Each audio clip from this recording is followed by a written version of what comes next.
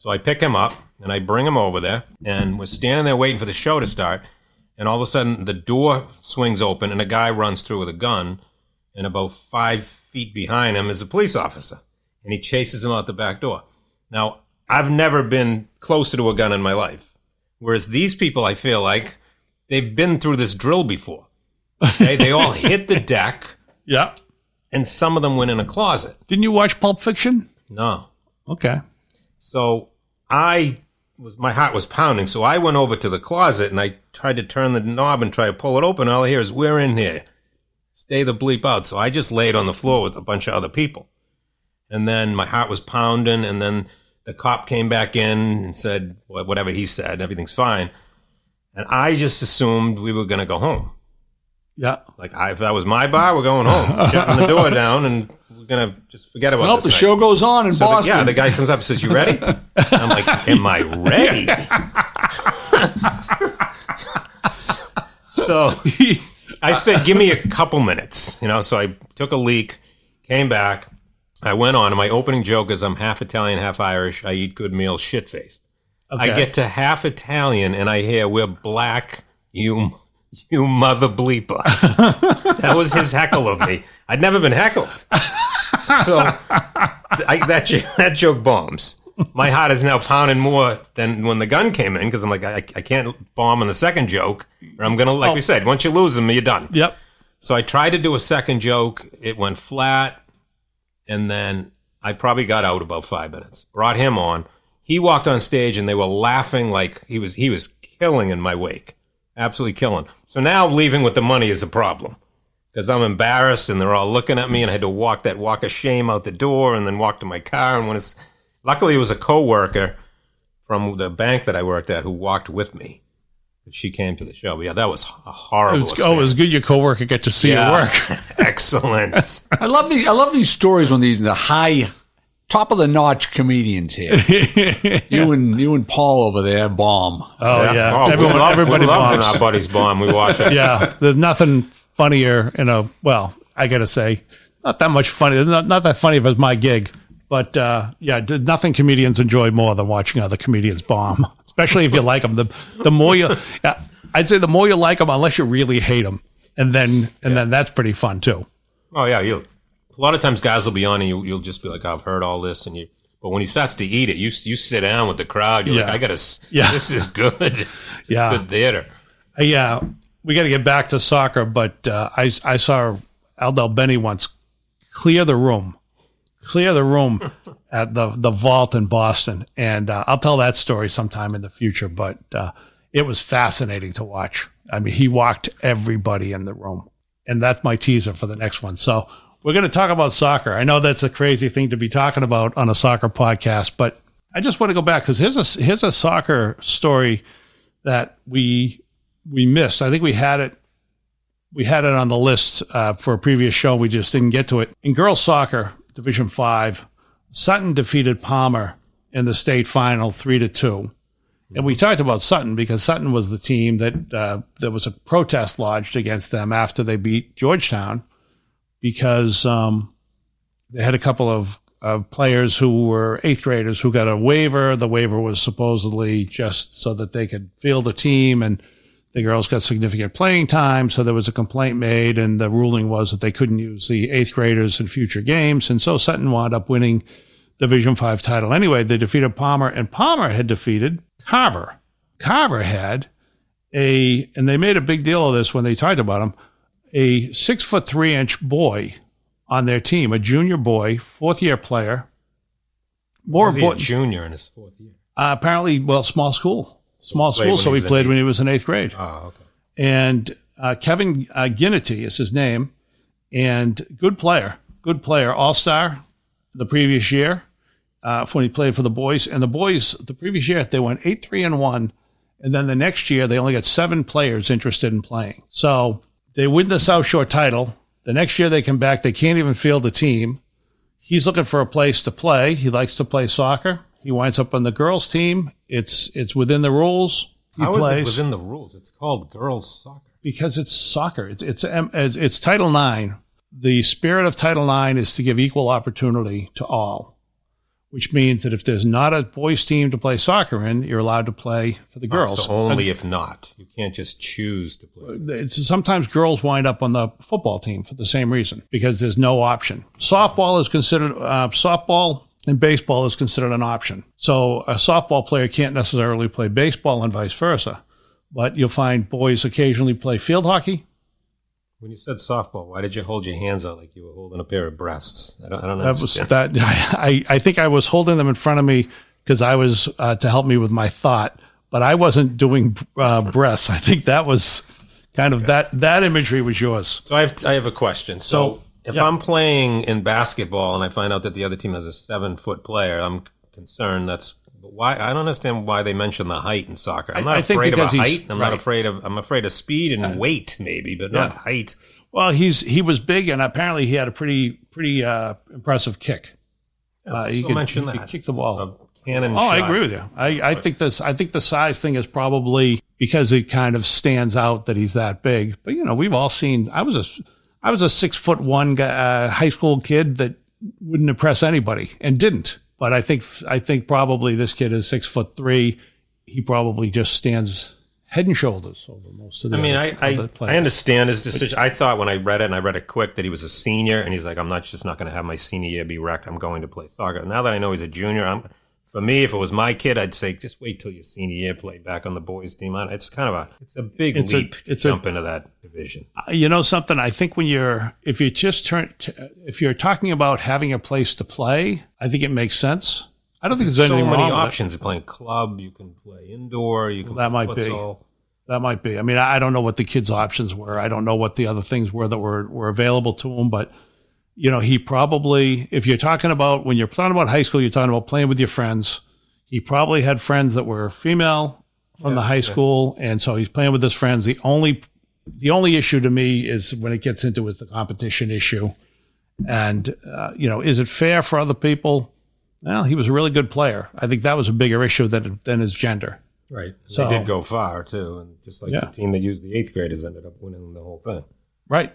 That Division 5 is just filled with controversy, huh? It was this year. This year it was huge. I can't get past the idea that they only got 7 kids to come out for soccer after winning the title the year before. So they were a good program, and just the idea that only get 7 kids out. But again, Division 5, sometimes the numbers are unusual. I wonder about the whether or not the pandemic will have an effect on the feeder systems, the feeder leagues, the entry. Are fewer people playing youth soccer? We don't know. Let's talk about, speaking of sagas, we'll wrap up with this one. Christian Eriksen. You want to tell me about that one? Well, a lot of people would say, where were you when Christian Eriksen collapsed on the field? I know where I was. I was watching, but you were enjoying my summer. I was probably slapping mosquitoes off my arms. If someone told you that Christian Eriksen collapsed, you probably would have said, doesn't he write kids' books? I don't. I remember what I said when I found out the news. I said, who's Christian Eriksen? And then you told me.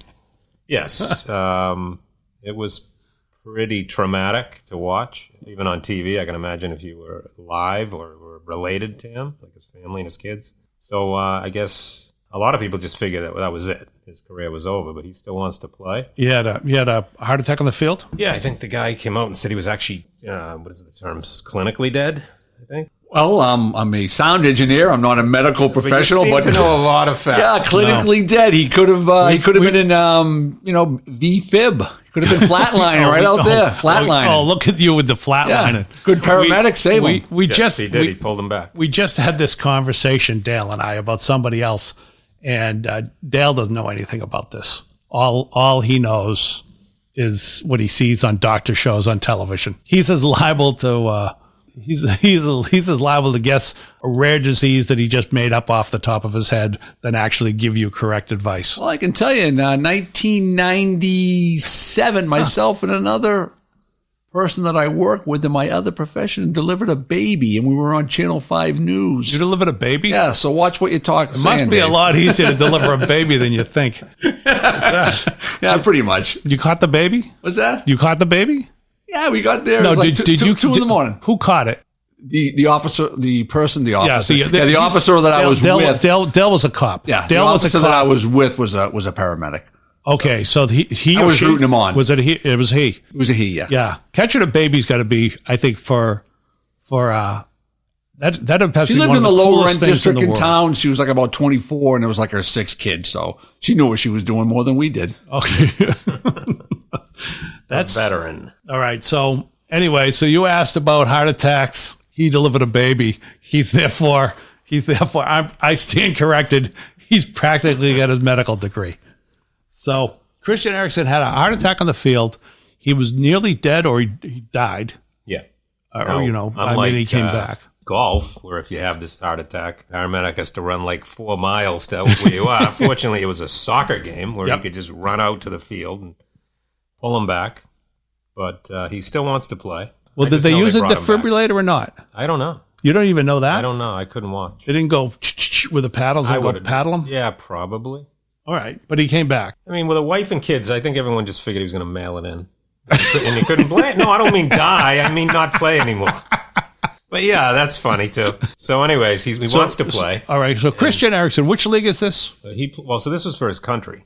Okay. This was in the Euro tournament in the summer. Okay. And he's from where again? Denmark. And Denmark. His team rallied because he's he is their best player, and they actually went really far without him. Okay. It's one of those things where you're playing for the guy and you're inspired, and the fans are inspired. So he still wants to play, and Italy has a rule where X number of years after a heart attack you can't play. So he's this is where this is where this gets. I mean, it was interesting as a saga. Now it becomes fascinating because the guy had how old is he roughly? 31 maybe. Okay, so he's in the prime. He's at the tail end of the prime of his career.